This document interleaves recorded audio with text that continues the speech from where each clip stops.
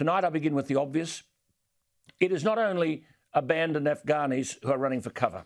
You've seen the disturbing pictures, planes leaving Kabul airport, passengers who couldn't fit, hanging on but falling off when the plane took off.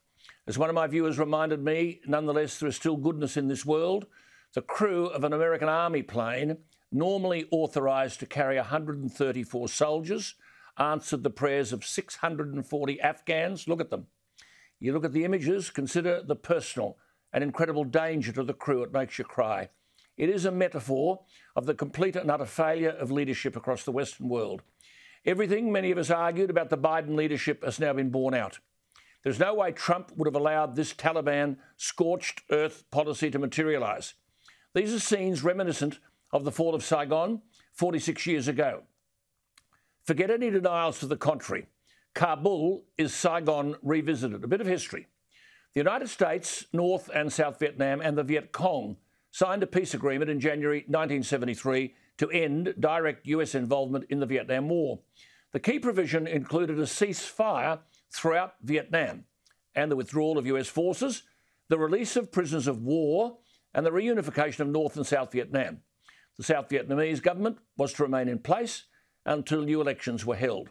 Weak American leadership then, now remember, a tough Nixon had left the White House in disgrace and Gerald Ford became president. The parallels are real between Gerald Ford and Joe Biden. Biden, cognitively deteriorating. Some will recall that the press argued, forgive the language, but this is what they said, that Gerald Ford was, quote, so dumb that he can't fart and chew gum at the same time. Well, in Vietnam, the communists of the North knew Gerald Ford was easy prey. Even before the last American troops departed in March of 73, the communists violated the ceasefire, and by 1974, full-scale war resumed. At the end of 1974, South Vietnamese authorities reported that 80,000 of their soldiers and civilians had been killed. April 1975, as with Kabul, the communists took charge in Saigon. Saigon in 75 falls to communists. Kabul in 2021 falls to terrorists. And as with Kabul, the communists raised their flag over the South Vietnamese presidential palace. As with Kabul, a mad evacuation began, the consequence of hopeless anticipation and equally hopeless intelligence, so that all American civilian and military personnel in Saigon, along with tens of thousands of South Vietnamese civilians who'd been associated with the Republic of Vietnam, were at risk. As with Kabul, United States ground combat units had left South Vietnam. They were not available to assist with either the defence of Saigon or the evacuation, which was the largest helicopter evacuation in history. As with the Taliban, the Viet Cong had targeted anyone suspected of being a counter-revolutionary. Intellectuals, businessmen and religious figures were slaughtered. But at least the operation resulted in the evacuation of 110,000 Vietnamese refugees. Nothing of that kind is evident here. The talk continues to be of Australians working in Afghanistan. Of course, we must get them home. But as Kay Danes and I and others have been saying for months and months, what are those Afghans who worked with our Australian forces? TERPs, they're called, interpreters. For Morrison, Dutton and co, this is a staggering indictment of their leadership and a case of too little too late. We're told today that Australian forces are waiting for US troops to guarantee control of Kabul airport before sending in flights to pick up citizens and visa holders. This should have been done long ago. We lost 42 diggers in this war. Try telling them in mealy-mouthed language that they didn't die in vain. Tell that to parents like Hugh Pote, the Canberra father whose son Robert was killed by a rogue Afghan National Army soldier, Hekmatullah. You've heard me refer to him before in my comments on this infamous Brereton report. When Peter Dutton, the Defence Minister, starts praising in an article today the 39,000 Australian Defence Force personnel who served in Afghanistan, might he spare a thought for those defamed in the Brereton report on untested evidence, which the Prime Minister referred to as brutal truths? Well, now the world is seeing the power and brutality of the Taliban, the very people our brave men were sent to confront. The only brutal truth today is the utter failure of political and military leadership in this country. As the father Hugh Pote says simply, contemplating the death of his son, all of those lives lost in vain. How can it be viewed any other way? But Peter Dutton says, we've not forgotten the Afghans who've supported our troops over the last 2 decades. Peter, I'm sorry, that's precisely what we have done. Forgotten them. These people should already be evacuated. Their fate is a consequence of appalling leadership. Their freedom now can't be guaranteed. But I'll tell you whose freedom is guaranteed. Thousands of Afghanistan's most dangerous terrorists.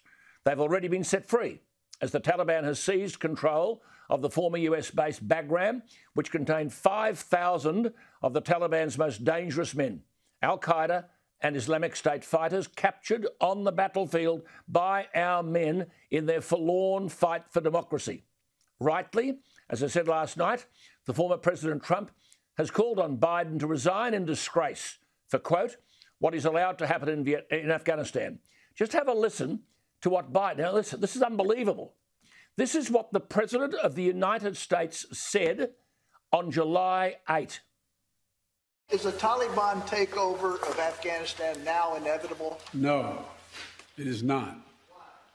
Because you have the Afghan troops have 300,000 well-equipped, as well-equipped as any army in the world, and an air force against something like 75,000 Taliban. It is not inevitable. Mr. President, thank you very much. Your own intelligence community has assessed that the Afghan government will likely collapse. That is not true. Can you please clarify what they have told you about whether that will happen or not? That is not true. They did not reach that conclusion. What is the level of confidence that they have that it will not collapse? The Afghan government and leadership has to come together. They clearly have the capacity to sustain the government in place. And do you see any parallels between this withdrawal and what happened in Vietnam with some people feeling... None whatsoever. Zero. What you had entire brigades breaking through the gates of our embassy. 6, if I'm not mistaken. The Taliban is not the North Vietnamese army. They're not remotely comparable in terms of capability. There's going to be no circumstance where you see people being lifted off the roof of a embassy of the United States from Afghanistan. It is not at all comparable. So the question now is, where do they go from here? That the jury is still out. But the likelihood there's going to be the Taliban overrunning everything and owning the whole country is highly unlikely. Surely a president and leader of the free world who's so hopelessly informed to say that there is no comparison between this and Saigon and the likelihood that the Taliban is going to overrun the country is highly unlikely on July 8. The whole apparatus around this president is obviously flawed. Can you imagine this bloke sitting down, digesting a brief? But he controls the buttons. Trump is right, the man must go. But what? Replaced by the ideologically dangerous Kamala Harris. This is the leadership of the so-called free world, which is no longer free. Were Morrison and Dutton getting the same advice? They're equally culpable. They've arrived at the starting line when the race is over. Morrison and Dutton have been almost impossible to move, as overtures have been made for months and months to do something about what was clear what would happen once we closed our embassy and pulled out our troops. While 74 million Americans voted for Trump, the media and the left were engaged in a massive pile-on to remove him. This is what the world now has in its place. We've seen Myanmar, Chinese expansionism everywhere, fear and instability in Hong Kong, and now this. Vietnam 1975 revisited. And Biden and his lefty mates in the administration are in denial. As one US human rights lawyer who's worked in Afghanistan for years said on Sunday, this is Saigon on steroids. The reality is, as Amanda Hodge states simply today, re-Saigon vis-a-vis Kabul, quote, then as now, desperate millions who place their faith and trust in Western allied forces have been left to their fate. Then as now, those left behind are fighting to board evacuation flights and scaling the backs of air bridges. Now even the Americans are holed up at the airport, reduced to appealing for safe passage for their own citizens and a lucky few Afghans from their Taliban enemies who are now leisurely inspecting the rich spoils of victory, unquote. I repeat, this is catastrophic, political, military and intelligence failure. The Biden administration last Thursday was arguing that Kabul wouldn't fall for 3 months. In other words, we'd all be out and leave the poor Afghanis who were promised democracy to the fate of the murderous Taliban. Amongst those who should have been listened to but were ignored are many who've been arguing that the Taliban's work for the takeover of Afghanistan has been going on for months, if not years. And here we are, the weak and impossibly incompetent, cognitively impaired Biden setting a date for the exit from Afghanistan without any preconditions. Humiliatingly, the alleged leader of the world's democracies is now racing for the exit door. Its strategic rivals are moving in. Russia will not evacuate its embassy. China's media mouthpiece, the Global Times, has gloated that, quote, Washington has left Afghanistan in tatters and is a, quote, unreliable partner, and that, quote, totally unlike the US, China has a friendly image in Afghanistan.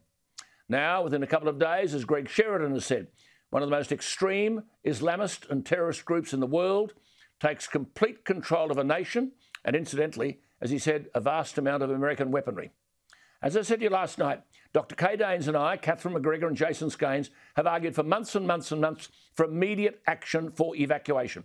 Not only to rescue Australians working in Afghanistan, but to provide a safe haven for Australian Embassy security guards and others who worked for the Australian Embassy in Afghanistan. I mentioned this last night for the umpteenth time. I've raised this issue so many times on this program that it's become almost repetitive. I've asked rhetorically over and over again where the Morrison government was or is on this. I mentioned last night, these are people who performed their work for Australia faithfully. I've argued repetitively that we should simply have done as Bob Hawke did after Tiananmen Square and say, these Afghan people are part of our military family. Well, a statement today from the Prime Minister is extraordinary. The Morrison government's failure to act has now caught up with them. Today, the Prime Minister said this. I know the overriding concern of the veterans I've spoken to has been for us to protect those who worked alongside us in Afghanistan, that worked alongside you. 1,800 have already been brought to Australia, 430 just since April of this year, and more will come. I want you to know that we will continue to do everything we can for those who have stood with us, as we have to this day. But I want to talk openly to veterans that despite our best efforts, I know that support won't reach all that it should. On the ground, events have overtaken many efforts. We wish it were different. That is an appalling shorthand statement which says that those Afghan families who helped our men at war may well miss out because the government failed to act when it should have acted. I can't find words to describe this naked abandonment from a moral responsibility. Read between the lines. And there's a virtual admission that many of these good Afghan democratic freedom fighters who worked with our men may well be sacrificed. In all our overtures, neither Morrison nor Dutton would respond. And now we're told that Australian troops are being sent to Afghanistan, but there's no clarity on their ability to land in Kabul. Dr. Kay Danes joins me again. This lady's worked in the Middle East, Afghanistan and Southeast Asia. She worked in Nangarhar province, one of the 34 provinces in Afghanistan in the eastern part of the country. She knows all the players in this game and is in regular contact with them, and she and I have been talking about that. We've been able to provide on this program insights from the highest operational levels in Kabul. And Dr. Kay Danes joins me again. Kay, we're not in the business of, like government, of self-justification, but how many times on this program have you and I warned for months that it was a couple of minutes to midnight? Oh, absolutely, Alan. And, you know, even today, you know, I'm thinking of the 196 men that put their life on the line, their families put their life on the line for us to protect our embassy, to protect our diplomats, to protect people like Mr. Scott Morrison and Peter Dutton, who were quite happy to go over to Afghanistan and, you know, get a photo opportunity. How do I tell those men that the commandos are on their way, but they're not allowed to land? That's it. That's it. They should have been gone. You and I have been arguing this should have happened months ago. Just have a look at this. Have a look at this. We've just put some pictures up here. Now, you've just heard Joe Biden say you won't see people being lifted off the embassy's roofs as you did in Saigon. No, President Biden, they're tragically falling out of the sky. Kay, is it your information that Dutton gave orders last week to Defence for planes to be ready after months of our urging, but they've only just left? That's the information that I've received from quite credible sources in Afghanistan that are working with the Australian Embassy in another location. So it's quite credible, and I'm quite shocked by it. So Dutton would be taking his advice from Angus Campbell, now proven yet again to be rubbish advice. And what's this business about no clarity on their ability to land in Kabul? I mean, you've said constantly that Dutton should have picked up the phone to his US counterparts in Kabul, telling them to allow our planes to get in and collect our 196 Australian embassy contractors and their families. Now, is that the number? How many can be accounted for? How many have been looked after? Have the US secured the airport? How do we answer those questions, Kay? What's the latest? The US military have secured the military side of the airport, so everybody's been driven back down the street, and the Taliban have formed a perimeter around the entire airport, and inside that perimeter are the US forces. So, you know, there's still opportunity there. It isn't over like some commentators are saying it's too late, the game's over. It's not too late. Peter Dutton and the Prime Minister can get on the phone. It's one phone call, for crying out loud. You know, 196 people are going to be watching your program, Alan, because they're so grateful for your support. And they're going to be saying, what is the Prime Minister of Australia going to do for us? Because we protected him. Absolutely. And what are we going to tell them? Well, Kay, what we can tell them this, our viewers, listen to this. Kay, am I right in saying that you've just been told that DFAT have emailed these guards today telling them they'll process their visa applications and advise them of the outcome? I mean, what the hell, eh? We have said all along these can be moved out of there, sent over to Dubai, not here, Dubai. You can fix up all the paperwork when you get them to Dubai, where we have a base. Alan, I think we need a parliamentary inquiry straight away to look into the incompetency of this government and the defence leaders that are giving them false information or flawed information, in fact, because anyone who's had a relationship or has a relationship with the Afghan government would know that the Australian government is not actually telling the straight story, as they would say. Look, just another one here, Kay, before we go. Many of these people were employed by contractors. The Australian government outsourced it to contractors. So in a sense, technically, they weren't employed by the government, they were employed by the contractors. Now, are these contractors, I mean, one of them is this Garda World, are they doing anything to help the security guards who guarded the Australian embassy from 2010 until the day it closed? Are these security employers doing anything? Alan? Not a thing, Alan, and I've got information that the government obviously didn't want anyone to know, but the government sent in a team, I believe, on the 2nd of August to do a burn and run, a sanitisation of the embassy. And they had ample opportunity on the 2nd of August to tell the security contractors that they were definitely leaving the country and it's time for them to pack up their families and go. They didn't do that.